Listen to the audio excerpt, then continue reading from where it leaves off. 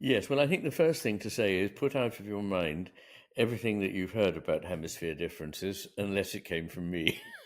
The reason I say that is that pretty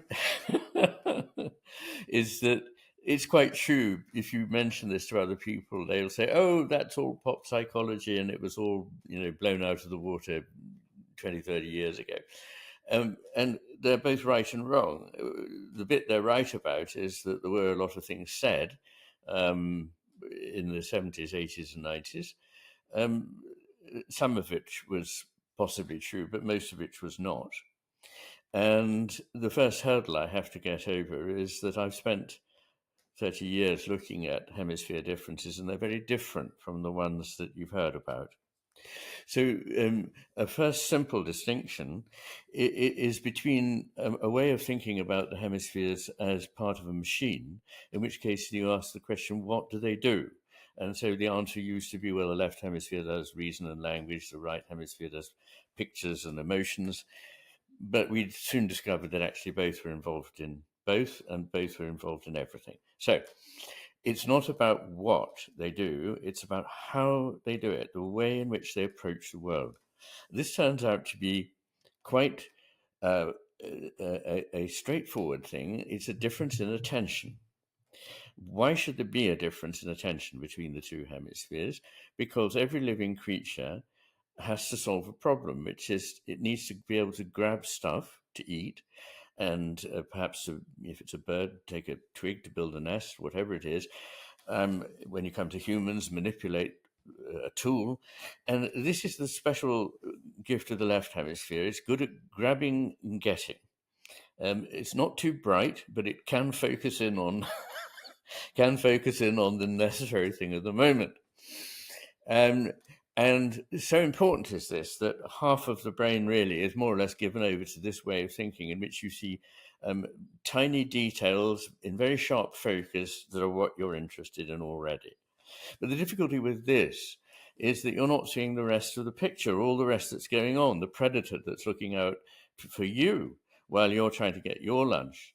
You're going to become somebody else's. And you've also got to think of your kin, you've got to think of your offspring, you've got to think of your mate, you've got to be understanding what's going on around you. And that takes a quite different kind of attention, which is broad, open, sustained, vigilant attention for things, whatever they may be. Whereas the left hemisphere is locked on to a detail of something it already knows what it is, and it knows it wants it.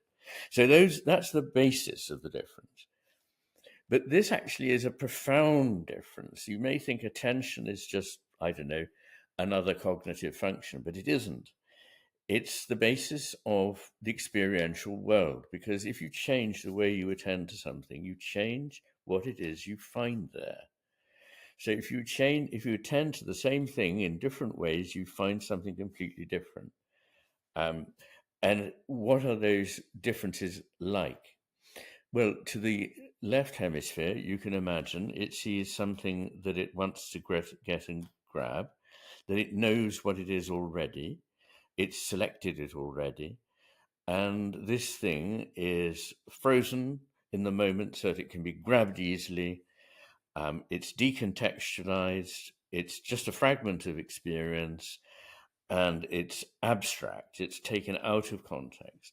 Whereas the right hemisphere is seeing that nothing is ever just atomistic on its own.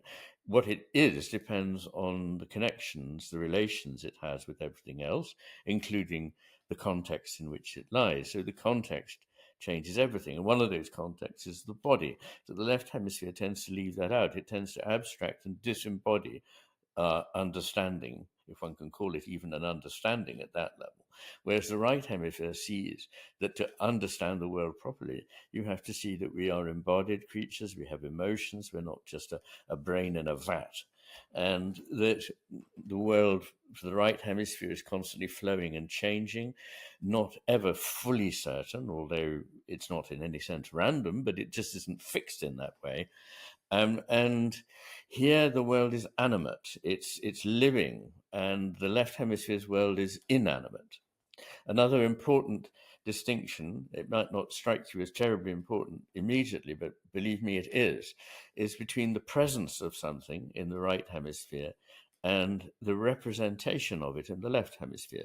So, what I mean by that is that we are so used to categorizing and representing our experience that we probably don't notice that we substitute an image, an idea for the reality of what it is that's in front of us so quickly that we're not even aware of it. And what effectively happens is that the world, the complex living world with all its beauty and its meaning, is turned into a map which has neither beauty nor meaning but is useful. And the point about a map is the map is got very, very little in it. If it had too much in it, it would no longer be useful. So the left hemisphere's version of the world is like a map. It has just the bare bones, and the right hemisphere sees the complex whole. Those are the main differences, but these have effects on the way we think about the world. In the left hemisphere's world, we think of it as just a mechanism that we can understand by simple. It can be taken apart and put together again. There's, understanding the parts is how you understand the whole thing. And whatever it is an inanimate thing that's an object of use for you, or you don't attend to it at all. Whereas the right hemisphere, what it's doing is comprehending a whole complex, beautiful world with all its implicit meanings, the meanings that come from the things that are not said as much as from the things that are said, from the reading between the lines, from understanding a metaphor, understanding poetry, in fact, understanding music or narrative or myth or ritual or art, all the things that make our lives rich. And these also include love, and I might say sex, which again is quite different if you look at it explicitly from what you experience if you don't. And uh, of course, anything spiritual is like this, that it necessarily remains in that inanimate, sorry, not inanimate, quite the opposite, in an implicit world which can't be turned into something in everyday language. So those are the basic differences between the left, the map, and the right, the world.